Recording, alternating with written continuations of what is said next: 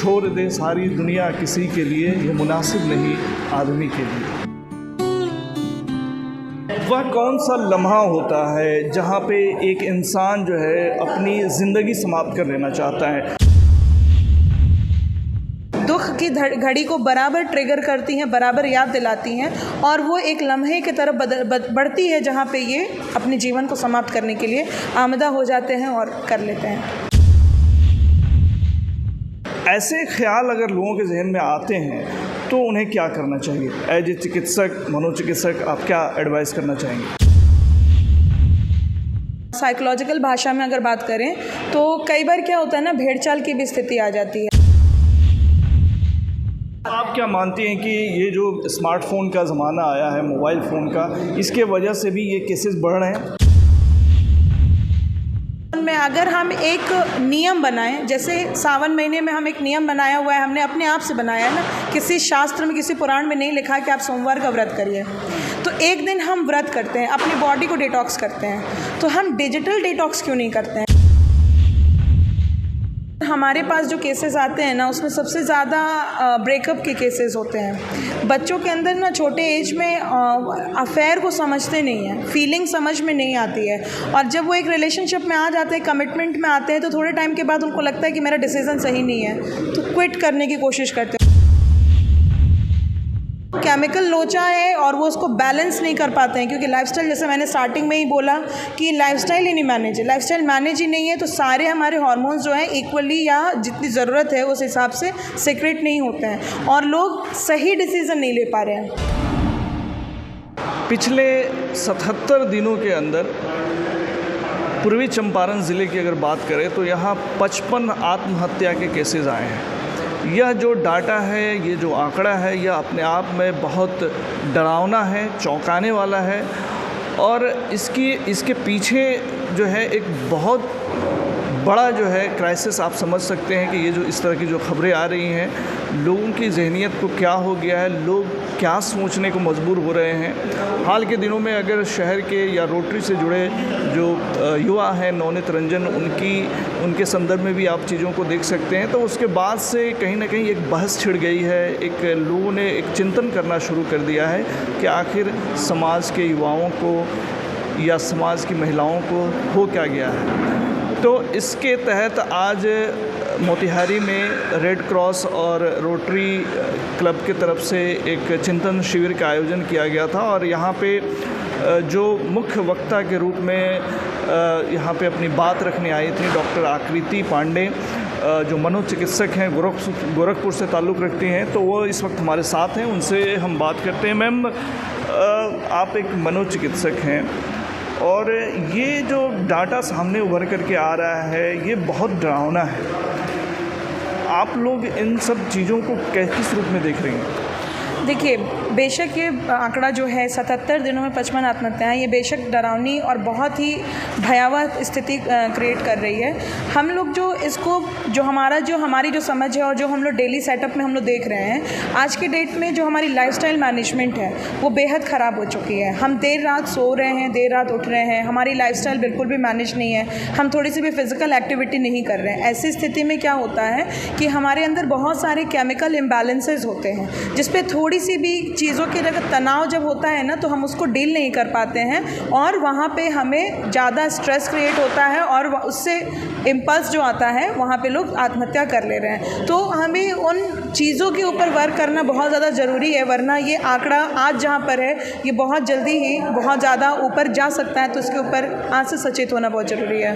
वह कौन सा लम्हा होता है जहाँ पे एक इंसान जो है अपनी ज़िंदगी समाप्त कर लेना चाहता है? डॉक्टर अपनी नज़र से किस रूप में देखते हैं उस चीज़ को? देखिए, वो लम्हा इंस्टेंट नहीं होता है, उसकी बहुत सारी हिस्ट्री होती है, बहुत पुराने समय से उसके कुछ बिहेवियर पैटर्न चेंज होने लगते हैं। कोई एक पॉइंट होता है, वो एक लम्हा होता है जिस पे वो बेहद दुखी होता है, उसको हर्ट हुआ होता है, और वो हर्ट करने का सिलसिला ऐसा होता है कि वो कंटिन्यूटी में चलता जाता है, और हम जाने अनजाने उस चीज़ को समझ नहीं पाते हैं। और नहीं समझने की वजह से उसके जो ट्रिगर होती हैं ना, जो इवेंट्स की ट्रिगर होती हैं, उस दुख की घड़ी को बराबर ट्रिगर करती हैं, बराबर याद दिलाती हैं, और वो एक लम्हे की तरफ बढ़ती है जहाँ पे ये अपने जीवन को समाप्त करने के लिए आमदा हो जाते हैं और कर लेते हैं।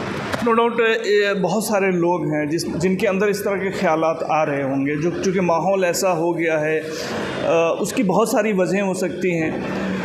ऐसे ख़्याल अगर लोगों के जहन में आते हैं तो उन्हें क्या करना चाहिए? एज ए चिकित्सक, मनोचिकित्सक, आप क्या एडवाइस करना चाहेंगे? देखिए, अगर हम साइकोलॉजिकल भाषा में अगर बात करें तो कई बार क्या होता है ना, भेड़ चाल की भी स्थिति आ जाती है। जब अगर एक समाज से एक महीने के अंदर या एक हफ्ते के अंदर अगर ज़्यादा से ज़्यादा मात्रा में अगर लोग सुसाइड करते हैं तो कई लोग उसको बस ट्राई करने की कोशिश करते हैं और अनलकीली वो सही हो जाता है। तो भेड़ चाल की भी स्थिति में कई बार लोग ऐसी चीज़ों का सहारा ले रहे हैं। लेकिन अगर हम इसको अगर इसका हम मतलब निकालें तो अगर हम साइकोलॉजिस्ट से अगर कंसल्ट करते हैं या अगर हम बाहर नहीं जाना चाह रहे हैं तो घर में ही कोई आपका विश्वास पात्र हो, जो आपकी बातों को समझे, आपकी चीज़ों को तोड़े मरोड़े नहीं, आपकी बातों को जज नहीं कर रहा है, तो आप उससे अपनी बातों को कहने की कोशिश करें, एक बार विश्वास करें।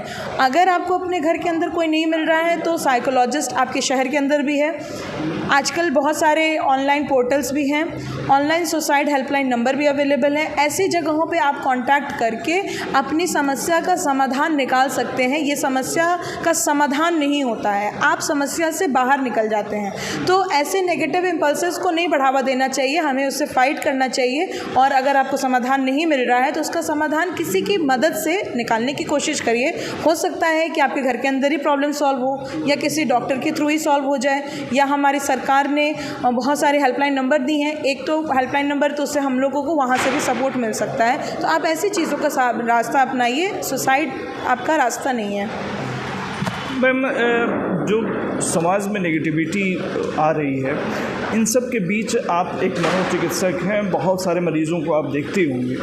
आपके पास जो है किस तरह के केसेस ज़्यादा आते हैं, कि कौन सी समस्याएं लोग ज़्यादा लेकर के आते हैं एक मनोचिकित्सक के पास हाल के दिनों? सर, हमारे पास जो केसेस आते हैं ना, उसमें सबसे ज़्यादा ब्रेकअप के केसेस होते हैं। बच्चों के अंदर ना छोटे एज में अफेयर को समझते नहीं हैं, फीलिंग समझ में नहीं आती है, और जब वो एक रिलेशनशिप में आ जाते हैं, कमिटमेंट में आते हैं, तो थोड़े टाइम के बाद उनको लगता है कि मेरा डिसीज़न सही नहीं है, तो क्विट करने की कोशिश करते हैं। और ऐसी स्थिति में भी जो अगला व्यक्ति जिसको क्विट करता है वो बहुत हर्ट होता है, तो उसके बाद वो अपनी सोशल प्रेस्टीज पे ले लेता है, वहाँ पे सुसाइड हो रहा है। दूसरी चीज़ें फीमेल्स का, इनका सोशल एडजस्टमेंट तो बहुत अच्छा होता है लेकिन फैमिली एडजस्टमेंट नहीं सही हो पाता है। रीज़न क्या है ना, आजकल बहुत ज़्यादा मोबाइल फ़ोन का एक्सपोजर बढ़ गया है, मोबाइल में औरतें समय ज़्यादा दे रही हैं, फिज़िकल एक्सरसाइज कम है, फैमिली की एक्सपेक्टेशन बहुत ज़्यादा है, तो उसको वो मीटअप नहीं कर पाती है। वो सोचती है कि मेरा अपना मुझे पर्सनल टाइम नहीं मिल रहा है, तो वहाँ पर भी सुसाइड के केसेस और फैमिली एडजस्टमेंट में भी बहुत ब्रेकडाउन आया हुआ है, और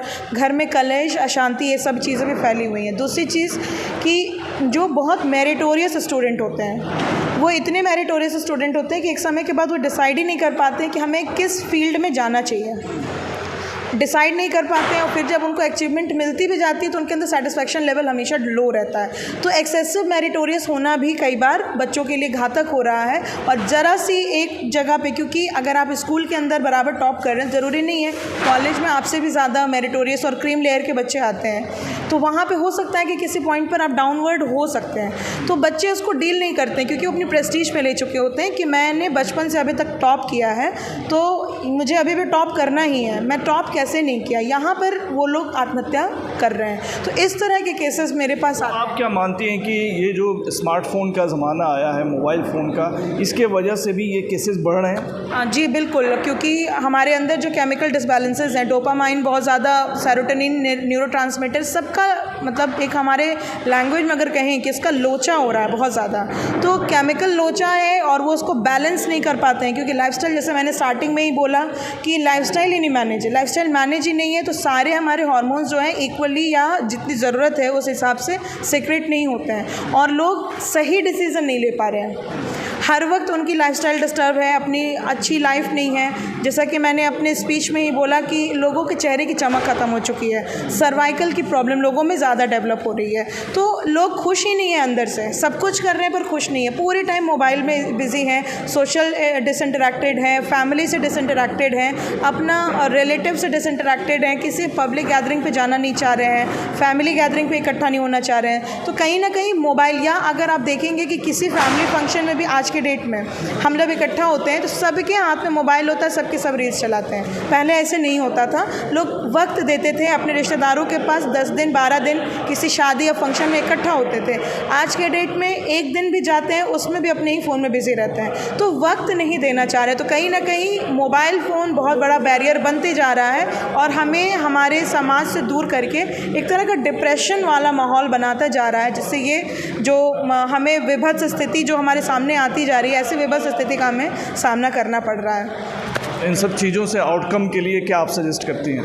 सर, आउटकम के लिए कि हमें ज़रूरी है अपने रूट लेवल पे वापस जाना। अभी तो क्या है कि पहले सिर्फ बच्चे ही मोबाइल फ़ोन के एक्सपोजर में थे, अब हमारे घर के बड़े बूढ़े भी मोबाइल फ़ोन के एक्सपोजर में हैं, सब के सब फ़ोन में। अगर हम एक नियम बनाएं, जैसे सावन महीने में हम एक नियम बनाया हुआ है, हमने अपने आप से बनाया है ना, किसी शास्त्र में किसी पुराण में नहीं लिखा कि आप सोमवार का व्रत करिए, तो एक दिन हम व्रत करते हैं, अपनी बॉडी को डिटॉक्स करते हैं। तो हम डिजिटल डिटॉक्स क्यों नहीं करते हैं? हम एक दिन यूज़ करें जिसमें हम अपनी फैमिली को पूरा टाइम करेंगे और फ़ोन यूज़ नहीं करेंगे। तो हमारा वो भी एक व्रत बहुत इंपॉर्टेंट व्रत है। हम सिर्फ खाने से दूर ना रहें, अगर मोबाइल से दूर रहें और अपनी फैमिली को टाइम दें, तो शायद अगर हम हफ्ते में एक दिन करेंगे तो हमें रिक्वायरमेंट होगी 2 दिन की, फिर 3 दिन की।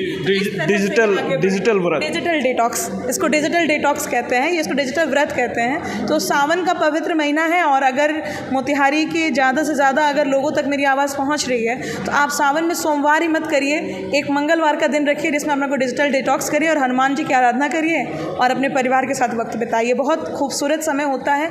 या ट्यूसडे या एक संडे का दिन रखिए जिसमें आप पूरा दिन सिर्फ अपने परिवार को ही समय देंगे, उनके साथ बात करेंगे, वो घर का बुजुर्ग क्यों ना हो, मध्यम वर्ग क्यों ना हो या बच्चे क्यों ना हो, सब के सब बात करेंगे और एक पूरा दिन फ़ोन कोई यूज़ नहीं करेगा। तो इस तरह से हम इन सब चीज़ों को, इसकी रिक्वायरमेंट हमें फिर समझ में आएगी कि हमें फैमिली के साथ टाइम स्पेंड करके कितना अच्छा लगा। तो शायद 1 दिन 2 दिन 3 दिन और हम दोबारा अपने पुराने वक्त पे जाएंगे और फिर सब कुछ सही हो सकता है। बहुत बहुत शुक्रिया मैम तमाम जानकारी साझा करने के लिए। तो डॉक्टर आकृति पांडे जो बता रही हैं कि अभी के हालात में क्या कुछ वजह हैं जिस तरह से आत्महत्या के केसेस बढ़ रहे हैं, उनमें जो वजह हैं वो भी बता रही हैं। तो इस 2 वजह जो है ख़ास तौर से जो समझ में आती है कि एक तो मोबाइल के जो लोग आदी हो चुके हैं, तो इसके वजह से फैमिली, परिवार और अपने दोस्तों को वक्त नहीं दे पा रहे हैं। तो ये भी एक जो है समाज में जो डिप्रेशन है, जो अवसाद है, उसका वजह बनता जा रहा है और लोग पूरी दुनिया से तो जुड़े रहते हैं लेकिन अपनों से कटते जा रहे हैं। दूसरी जो इनके पास इनके हिसाब से कि जो केसेस आते हैं वो अफेयर के केसेस बहुत सारे आते हैं। टीनेजर्स हैं, उनमें जो अफेयर के प्रति जो ललसा आ रही है तो वो तमाम चीज़ों को समझते नहीं हैं। तो उन सब से बातचीत करके, डायलॉग करके इन समस्याओं का निदान निकाला जा सकता है। आखिर में पुराने ज़माने का एक गाना है जिस पर छोड़े जाते हैं आप सभी को जिनके अंदर इस तरह के ख्यालात आते हैं, छोड़ दे सारी दुनिया किसी के लिए, ये मुनासिब नहीं आदमी के लिए। बहुत बहुत शुक्रिया।